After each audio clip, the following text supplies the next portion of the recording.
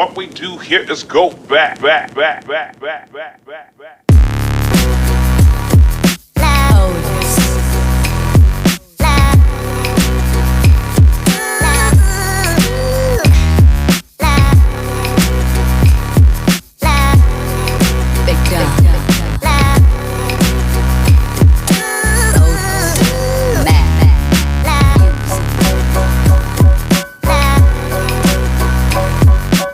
Hello സുഹൃത്തുക്കളെ, നമസ്കാരം. അങ്ങനെ നമ്മുടെ ഒരു യാത്ര പോയിക്കൊണ്ടിരിക്കുകയാണ്. യാത്ര എങ്ങോട്ടാണെന്ന് നമുക്ക് വഴിമധ്യേ സംസാരിച്ചു കൊണ്ട് പോകാം. ഇപ്പം നമ്മൾ ബന്ദിപ്പൂർ പോകുന്ന ഒരു യാത്രയിലാണ്. അപ്പോൾ എന്തിനാണ് ബന്ദിപ്പൂർ എന്ന് ചോദിച്ചു കഴിഞ്ഞാൽ, ബന്ദിപ്പൂർ വൈൽഡ് ഫോറസ്റ്റിൻ്റെ അകത്ത് നമുക്ക് മൃഗങ്ങളെ കാണാനുള്ള ഒരു യാത്ര. അത് നമ്മൾ മുത്തങ്ങയിൽ ആണ് നമ്മൾ കൂടുതലായിട്ട് എല്ലാവരും പൊയ്ക്കൊണ്ടിരുന്നത്. പക്ഷേ മുത്തങ്ങ അവിടെ അടച്ചിട്ടിരിക്കുകയാണ്. അവിടെ കോടതി ഉത്തരവ് പ്രകാരം അവിടെ ക്ലോസ് ചെയ്തിരിക്കുന്നതെന്നാണ് നമുക്ക് അറിയാൻ കഴിഞ്ഞത്. നമ്മൾ പോയി അന്വേഷിച്ചായിരുന്നു. ഒരുപാട് പേര് അവിടെ വന്നിട്ട് തിരിച്ചു പോകുന്നുണ്ടായിരുന്നു. കാരണം വൈൽഡ് ലൈഫ് കാണാൻ വേണ്ടി വരുന്നവർക്ക് കാട്ടിലൂടെ ഉള്ള യാത്ര ചെയ്ത് കാണാനുള്ള ഒരു സംവിധാനം മുത്തങ്ങയിലുണ്ടായിരുന്നു. പക്ഷേ അവിടെ ആന പ്രശ്നം ഉണ്ടാക്കി. അതുകൊണ്ട് ഈ ആനയല്ല കേട്ടോ, ഇത് നമ്മൾ പോകുന്ന വഴി കാണാൻ പറ്റിയ ഒരു ആനയാണ്. കാട്ടിലൂടെ പോണ വഴിയിൽ നമുക്ക് കാണാൻ പറ്റിയ ഒരു കാഴ്ചയാണ്. അപ്പോൾ നമ്മുടെ യാത്ര കാട്ടിലൂടെയുള്ള യാത്ര തുടർന്നുകൊണ്ടിരിക്കുകയാണ്. കാട്ടിലെ കാഴ്ചകളും എല്ലാം കണ്ട് നമ്മളിങ്ങനെ യാത്ര തുടർന്നുകൊണ്ടിരിക്കുന്നു. ഇപ്പോൾ നമ്മൾ കർണാടക കയറാൻ പോവുകയാണ്. ഇനിയിപ്പം നമ്മുടെ യാത്ര കർണാടകയിലാണ്. പുതിയ കളികൾ കാണാൻ പോകുന്നത് കർണാടകയിൽ വെച്ചായിരിക്കും. അങ്ങനെയൊന്നുമില്ല കേട്ടോ, പുതിയ കളികളൊന്നുമില്ല, എല്ലാം പഴയ കളികളല്ല. അപ്പോൾ കർണാടക അവിടെ കൃഷികളൊക്കെ നടന്നുകൊണ്ടിരിക്കുന്നു. പഴയ നമ്മളെ കാളെ ഇതൊക്കെ പൂട്ടി അങ്ങനെയുള്ള കാര്യങ്ങളൊക്കെ ഇപ്പോഴും എനിക്ക് തോന്നുന്നു നമ്മുടെ നാടിൽ നിന്നൊക്കെ ഇത് അപ്രത്യക്ഷമായിക്കൊണ്ടിരിക്കുന്നുണ്ടെങ്കിലും മറ്റുള്ള സംസ്ഥാനങ്ങളിൽ ഇതൊക്കെ പരിപാടികൾ ഇപ്പോഴും തുടർന്നുകൊണ്ടേയിരിക്കുന്നു. അങ്ങനെ കൃഷിസ്ഥലങ്ങളായിപ്പം കൃഷിസ്ഥലങ്ങൾ കണ്ടുകൊണ്ട് ഉള്ള യാത്രയാണ്. കാരണം മുത്തങ്ങയിൽ അവർ ക്ലോസ് ചെയ്ത് ഫെബ്രുവരിയിലെങ്ങാണ്ട് ആന അറ്റാക്കിങ് നടത്തി. അങ്ങനെ അതിൻ്റെ ഇതിൽ 2 പേര് മരണപ്പെട്ടു. അതിൻ്റെ ഒരു ഇതുകൊണ്ട് കോടതി ഉത്തരവ് പ്രകാരം അവിടെ എല്ലാം ക്ലോസ് ചെയ്തിട്ടേക്കാണ്. പല സ്ഥലങ്ങളും ക്ലോസിങ്ങാണ്. വയനാട് ഇപ്പോഴും പൂർണ്ണമായിട്ട് എല്ലാം ഓപ്പൺ ആയിട്ടില്ല. അപ്പോൾ മുത്തങ്ങ അതിൻ്റെ ഭാഗമായിട്ട് ക്ലോസിംഗ് ആണ്. അതുകൊണ്ട് കൂടുതൽ ആൾക്കാരും ഇപ്പോൾ ആശ്രയിക്കുന്നത് കർണാടകയാണ്.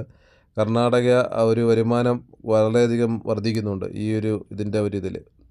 കാരണം എല്ലാവരും അങ്ങോട്ടാണ് പോകുന്നത്. അപ്പോൾ നമ്മൾ അവിടെ പോയപ്പോഴും തന്നെ ഒരുപാട് പേര് വന്നിട്ട് തിരിച്ചു പോകുന്നുണ്ടായിരുന്നു.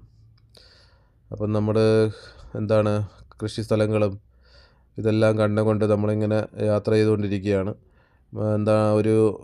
നമ്മുടെ ഇപ്പോഴത്തെ ഒരു കാലാവസ്ഥ ചൂടായതുകൊണ്ട് മൊത്തത്തിലൊരു പച്ചപ്പിനൊരു കുറവുള്ളതാണൊക്കെ തോന്നും. മൊത്തത്തിൽ പച്ചപ്പില്ല. വെള്ളത്തിൻ്റെ ഒരു ഇതുകൊണ്ട് എല്ലാ സ്ഥലങ്ങളും ഉണങ്ങി ഒരു ഫീലാണ്. ആ ഒരു പച്ചപ്പ് സമയത്ത് വരുന്നതാണ്, അല്ലെങ്കിൽ ആ മഴ സമയത്തൊക്കെ വരുന്നതാണ് നല്ലൊരു ഇതായിട്ട് എനിക്ക് തോന്നിയത്. കാരണം ഒരു പച്ചപ്പിൻ്റെ ഒരു കുറവ് എല്ലായിടത്തും ഫീൽ ചെയ്യുന്നുണ്ട്. പിന്നെ ആന പ്രശ്നം നടത്തിയത് കൊണ്ട് പല സ്ഥലങ്ങളും ക്ലോസ്ഡുമാണ്. അതുകൊണ്ട് വളരെ നമ്മൾ പോകുന്ന സ്ഥലങ്ങളെല്ലാം ഒന്ന് ഇതായിട്ട് വേണം പോകാൻ. അങ്ങനെ നമ്മൾ യാത്ര തുടർന്നുകൊണ്ടിരിക്കുകയാണ്. നമ്മളങ്ങനെ ബന്ദിപ്പൂരെത്തി. ഒരാൾക്ക് എനിക്ക് തോന്നുന്നു 680 രൂപ വെച്ചായിരുന്നു. അതായത് നമ്മൾ ബസ്സിലെ യാത്രയ്ക്ക് 650. ഈ ബസ്സിൽ പോകുന്നതിന് ഒരാൾക്ക് 650 രൂപ വെച്ചാണ്. പിന്നെ ആ ജിപ്സിയിൽ പോകുന്നതിന് റേറ്റ് വ്യത്യാസമുണ്ട്, അതിൽ കൂടുതലാണ്. അതിലെനിക്ക് തോന്നുന്നു 6 പേർക്കുള്ള ഇതാണെന്ന് തോന്നുന്നു. അതിൽ നല്ല ഒരു പാക്കേജാണ് അവർ പറഞ്ഞത്. നല്ല പൈസ കുറച്ച് കൂടുതലാവും. ബസ്സിൽ പക്ഷേ നമുക്ക് കുറച്ച് അത്ര സുഖകരമല്ല. കാരണം ബസ്സിൻ്റെ അകത്ത് നിന്നുള്ള കാഴ്ച നമുക്ക് കാണാൻ പറ്റുള്ളൂ. പിന്നെ അതിൻ്റേതായ ബുദ്ധിമുട്ടുകൾ നമ്മളെല്ലാം അഡ്ജസ്റ്റ് ചെയ്ത് കയറിപ്പോയി. ബസ്സിലാണെങ്കിൽ ബസ്സിലെന്നുള്ള രീതിയിൽ നമ്മളവിടെ എത്തിയപ്പോഴത്തേക്ക് താമസിച്ച്. അതായത് രാവിലെ 7 മണി മുതൽ 9 മണിയാകുമ്പം ക്ലോസ് ചെയ്യും. പിന്നെ ഉള്ളത് എനിക്ക് തോന്നുന്നു 3 മണിക്ക് തുടങ്ങിക്കഴിഞ്ഞാൽ 6 മണി വരെ ഉണ്ട്. 6 മണിയാകുമ്പോൾ വീണ്ടും ക്ലോസ് ചെയ്യും. പിന്നെ കാണാൻ സാധിച്ചത് ഇഷ്ടംപോലെ മാനുകളുണ്ട്. മാനുകളെ ഘോഷയാത്രയാണ്. മാനുകൾ ഇഷ്ടംപോലെ കാണാൻ സാധിച്ചു. പിന്നെ ഉള്ളത് മയിൽ ഇഷ്ടം പോലെ ഉണ്ട്. പിന്നെ കുരങ്ങന്മാരും ഒക്കെയാണ് നമുക്ക് കൂടുതലായിട്ട് കാണാൻ സാധിക്കുന്നത്. എന്താണ് പ്രത്യേകതയെന്ന് വെച്ച് കഴിഞ്ഞാൽ വേറെ പ്രത്യേകതകളായിട്ടൊന്നും തോന്നില്ല കേട്ടോ. എല്ലാം വറ്റി വരണ്ട്. കണ്ടോ, മയിലിനെ കാണാൻ സാധിക്കും. മയിലൊക്കെ ഇഷ്ടം പോലെ എങ്ങോട്ട് നോക്കിയാലും മയിൽ കണ്ടമാനമുണ്ട്. പച്ചപ്പൊക്കെ പോയ കണ്ട. പിന്നെ ഒരു കാലാവസ്ഥയുടെ ഇതാണ്. ഇനിയിപ്പം മഴ വരണം. മഴ വന്നാലേ എല്ലാം റെഡിയായി വരുള്ളൂ. അപ്പോൾ ഇതാണ് കാട്ടിലൂടെയുള്ള യാത്രാ വഴി. അപ്പോൾ നമ്മൾ കർണാടക കാട്ടിൻ്റെ അകത്താണ്. കർണാടക ബന്ദിപ്പൂർ കാടിനകത്തൂടെയുള്ളൊരു യാത്രയാണ്. Trekking model. വണ്ടിയിലാകുമ്പോൾ നല്ല കുലുക്കമാണ്. അവരുടെ ബസ്സാണ്, നല്ല കുലുങ്ങി അടിച്ച്. പിന്നെ കാട്ടിലൂടെയുള്ള വഴിയാണല്ലോ, അതിപ്പോൾ ഇങ്ങനെയൊക്കെ പോകാൻ പറ്റുള്ളൂ. മൃഗങ്ങളെ കാണാമെന്നുള്ള പ്രതീക്ഷയിലാണ് നമ്മൾ പൊയ്ക്കൊണ്ടിരിക്കുന്നത്. ഇതുവരെയും നമ്മൾ മറ്റുള്ള മൃഗങ്ങളെ ഒന്നും കണ്ടില്ല. നമ്മൾ കണ്ടത് മാൻ, മയിൽ, കുരങ്ങന്മാരെയൊക്കെ കണ്ടിട്ടുള്ളൂ. അങ്ങനെ നമ്മൾ യാത്ര തുടർന്നുകൊണ്ടിരിക്കുകയാണ്. ബസ് നിറച്ച ആളുണ്ട്, ബസ് ഫുള്ളാണ്. ഓരോ ബസ്സുകൾ വരും തോറും, ഞാൻ പറഞ്ഞില്ലേ നമ്മളെ മുത്തങ്ങ അടച്ചത് കൊണ്ട് കൂടുതൽ ആൾക്കാർ ഇവിടെ വരുന്നത് കൊണ്ട് നല്ല തിരക്കാണ്. നമ്മൾ തന്നെ എത്രയും നേരം മണിക്കൂറുകൾ, 1 മണിക്കൂർ 2 മണിക്കൂർ നമ്മൾ ടിക്കറ്റ് എടുത്തതിന് ശേഷം വെയിറ്റ് ചെയ്തിട്ടാണ് നമുക്ക് ഉള്ള ബസ് വന്നത്. കാരണം നല്ല തിരക്കുണ്ട് അവിടെ. തിരക്കെന്ന് പറഞ്ഞാൽ നല്ല തിരക്കുണ്ട്. അപ്പം അങ്ങനെ അങ്ങനെ നമ്മുടെ കാട്ടുവഴികളിലൂടെയുള്ള യാത്ര തുടർന്നുകൊണ്ടിരിക്കുന്നു. ഒരു കൂട്ടം മാനുകൾ, ഞാൻ പറഞ്ഞില്ലേ മാനുകൾ എങ്ങോട്ട് നോക്കിയാലും മാനുകളുണ്ട് കേട്ടോ. മാനുകളെ കാണാൻ കയറി കഴിഞ്ഞാൽ മുതലാവും. മാനുകൾ കണ്ടമാനമുണ്ട്. എങ്ങോട്ട് തിരിഞ്ഞാലും അവർ തന്നെ. അവരുടെ മാത്രം കാടാണോ എന്ന് പോലും തോന്നിപ്പോവും. പിന്നെ ആനകളും പുലിയും കടുവയും സിംഹവും ഒക്കെ ഉണ്ടെന്നൊക്കെയാണ് പറയുന്നത്. പക്ഷേ എനിക്ക് തോന്നുന്നു ബന്ദിപ്പൂർ കാടുകളിൽ ഒരുപാട് ആനകളുള്ളതായിട്ടും അറിയാം, കർണാടക ഇതിനകത്ത്. പക്ഷെ നമുക്ക് ആനകളെ ഒന്നും അധികം കാണാൻ സാധിച്ചിട്ടില്ല ഇതുവരെ.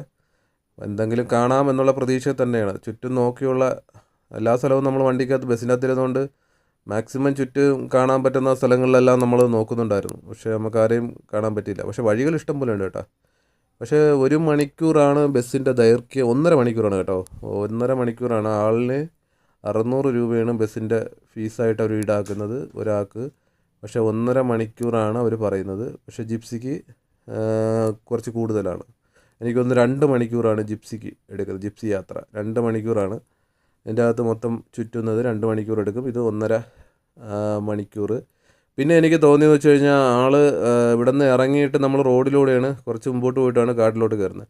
ഈ റോഡിലൂടെ പോകുന്ന സ്പീഡെന്ന് പറയുന്നത് വെറും 30-20. കാരണം അവിടെ അത്ര സ്പീഡിലേ പോകാവുള്ളൂ, മൃഗങ്ങളൊക്കെ ചാടുന്നതുകൊണ്ട്. പക്ഷേ എനിക്ക് തോന്നിയെന്ന് വെച്ചാൽ തിരിച്ചു വന്നപ്പോഴത്തേക്ക് നല്ല സ്പീഡിലാണ് വന്നത്. അപ്പോഴും കുഴപ്പമില്ലായിരുന്നു, കാരണം 6 മണിയായല്ലോ, അതുകൊണ്ടായിരിക്കാം. അങ്ങനെ ഇവിടെ കുറച്ച് ആൾക്കാരൊക്കെ ഇവിടെ നിൽപ്പുണ്ട്. അവിടെയൊക്കെ നിൽപ്പുണ്ട്. അവിടെ വെള്ളം കണ്ടില്ലേ, വെള്ളമൊക്കെ ഒരുപാട് വറ്റിയിട്ടുണ്ട്. വെള്ളം ഒരുപാട് വറ്റി ഇതാക്കിയിട്ടുണ്ട്. കടലിൽ ഇവർക്ക് ഒരുപാട് ക്ഷാമം നേരിടുന്നുണ്ടാവും, മൃഗങ്ങൾക്ക് എല്ലാം അതിൻ്റേതായ. അങ്ങനെ ഞാൻ പറഞ്ഞില്ലേ വെള്ളത്തിൻ്റെ ഒരു ക്ഷാമമുണ്ട്. എനിക്ക് തോന്നുന്നു വെള്ളമൊക്കെ കൂടുതൽ എനിക്ക് തോന്നുന്നു ടാങ്കറിലൊക്കെ അടിച്ച് അവിടെ ഇടുന്നതായിരിക്കാം. കാരണം ഇപ്പം മൊത്തത്തിൽ ഉണക്ക് ബാധിച്ചിട്ടുണ്ടല്ലോ. ഈ വേനൽ ചൂട് വളരെയധികം മൃഗങ്ങളെയും കാടിനെയും ഒക്കെ എഫക്റ്റ് ചെയ്യുന്നുണ്ട്. മാൻ കൂട്ടങ്ങൾ ഇഷ്ടം പോലെയുണ്ട്. മാനുണ്ടെങ്കിൽ അവരെ പിടിക്കാനുള്ള ആൾക്കാരും കൂടെ ഉണ്ടാവുമെന്ന് വിചാരിക്കുന്നു. പക്ഷെ ആരെയും കണ്ടില്ല. വേറെ മൃഗങ്ങളെയൊന്നും കാണാൻ പറ്റിയില്ല കേട്ടോ. 600 രൂപയ്ക്ക് എനിക്ക് തോന്നുന്നു അത് വലിയ ഇതായിട്ട് എനിക്ക് തോന്നിയില്ല. കാരണം മാനിനെയും മയിലിനെയും ഒക്കെ കാണാൻ സാധിക്കുന്നുള്ളൂ. പക്ഷേ പിന്നെ കാടിലൂടെ നമുക്ക് എന്തെങ്കിലും കാണാൻ പറ്റുമെന്ന് ഉള്ള ഒരു പ്രതീക്ഷയിൽ സഞ്ചരിച്ച് നോക്കാം എന്നേ ഉള്ളൂ. കാരണം നമുക്കൊന്നും പ്രെഡിക്റ്റ് ചെയ്യാൻ പറ്റത്തില്ലല്ലോ. ഇന്നത് കാണാമെന്ന് അവർക്കും ഉറപ്പില്ല, അവർക്കും ഉറപ്പ് തരാനും പറ്റില്ല. പിന്നെ നമുക്കൊന്ന് റൗണ്ട് അടിക്കാം. എനിക്ക് വലിയ സുഖമായിട്ട് തോന്നിയില്ല. കാരണം അത്യാവശ്യം എന്തെങ്കിലുമൊക്കെ കാണാം, അല്ലെങ്കിൽ കൂടുതലായിട്ട് കാണുമ്പോഴാണല്ലോ നമുക്കത് ഇതാവുന്നത്. പക്ഷേ ഒരു ആനയെ ഇവിടെ കാണാൻ പറ്റി. അതുകൊണ്ട് ഒരു ആനയെ അവിടെ നിൽക്കുന്നതായിട്ട് ജസ്റ്റ് കാണാൻ പറ്റി. അതിൻ്റെ ഇടയിൽ എൻ്റെ അവിടെ ഒളിഞ്ഞ് നിൽക്കുന്നതുകൊണ്ട് വളരെ വ്യക്തമായിട്ട് കാണാൻ പറ്റിയില്ല. പക്ഷേ അവിടെ ഒരു ആന ഉണ്ടായിരുന്നു. ഇവിടെ ഒരാളിരിപ്പുണ്ട്. നിങ്ങൾക്ക് വ്യക്തമായിട്ട് ഇതേപോലെയാണ് നമുക്കും കാണാൻ പറ്റുന്നത്. ഇവിടെ ഒരു ആളിരിപ്പുണ്ട്. പുലി കണ്ടോ, ഇവിടെ ഒരാളുണ്ട് കണ്ടോ, നിങ്ങൾക്ക് ശ്രദ്ധിച്ചാൽ മനസ്സിലാവും. ഇതേപോലെയാണ് നമുക്കും കാണാൻ പറ്റിയത്. വളരെ വ്യക്തമായിട്ട് കാണാൻ പറ്റിയില്ല. വ്യക്തമായിട്ട് കാണണമായിരുന്നുവെങ്കിൽ അവിടെ ഇറങ്ങി നിന്നിരുന്നെങ്കിൽ പുള്ളിക്കാരൻ ഓടി വന്ന് കണ്ടാനെ. അവിടെ ഒരു പുലിയായിരുന്നു. ആ ഒരു കരടി പോകുന്നുണ്ട്. ഒരു കരടി കാണാൻ പറ്റി. വളരെ ദൂരെ നിന്നാണ് കിട്ടുന്നത് കേട്ടോ. വളരെ ദൂരെ നിന്നാണ് ഒരു കരടി ആശാൻ അതുവഴി പോകുന്നത് കണ്ടത്. ഉണ്ടോ, വണ്ടിയുടെ സൗണ്ട് കേൾക്കുമ്പോൾ തന്നെ ഇവർ ഓടി വിളിക്കും. അതാണ് വേറൊരു കാര്യം. കാരണം ഈ വണ്ടി ഈ റോഡിൽ കൂടെ പോകുമ്പോൾ നല്ല സൗണ്ടിലായിരിക്കുമല്ലോ പോകുന്നത്. വളരെ പതുക്കെയാണ് അവർ പോകുന്നത്. വളരെ സ്ലോയിലാണ് കാടിൻ്റെ അകത്ത് അവർ പോകുന്നത്. എത്രത്തോളം മാക്സിമം സമയം ഇതാക്കാൻ പറ്റുമോ അത്രത്തോളം അവർ പതുക്കെ പോവുള്ളൂ കാടിനകത്ത് കയറി കഴിഞ്ഞാൽ. പക്ഷേ കാര്യമില്ല, വണ്ടിയുടെയൊക്കെ സൗണ്ടൊക്കെ കൊണ്ട് ഇവർക്ക് ഈ റോഡ് എപ്പോഴും തിരക്കാണല്ലോ. ഈ റോഡ് ഇപ്പം നേരത്തെ കണ്ടില്ലേ, ജിപ്സികളൊക്കെ തലങ്ങും വിലങ്ങുമാണ് ഓടിക്കൊണ്ടിരിക്കുന്നത്. അപ്പോൾ അതുകൊണ്ട് ഇവരൊക്കെ ഓടി ഒളിക്കും. പിന്നെ മാനിനൊക്കെ ഇതൊക്കെ സുപരിചിതമായതുകൊണ്ട് പിന്നെ അവർ ഇതൊന്നും മൈൻഡ് ചെയ്യുന്നില്ല കേട്ടോ. അവരൊക്കെ ഇതൊക്കെ എപ്പോഴും അവർക്ക് അത് ശീലമായി. മറ്റുള്ള മൃഗങ്ങൾക്ക് ശീലമായി. അതുകൊണ്ട് അവരും അങ്ങനെ വരാറില്ലെന്ന് തന്നെ തോന്നുന്നു.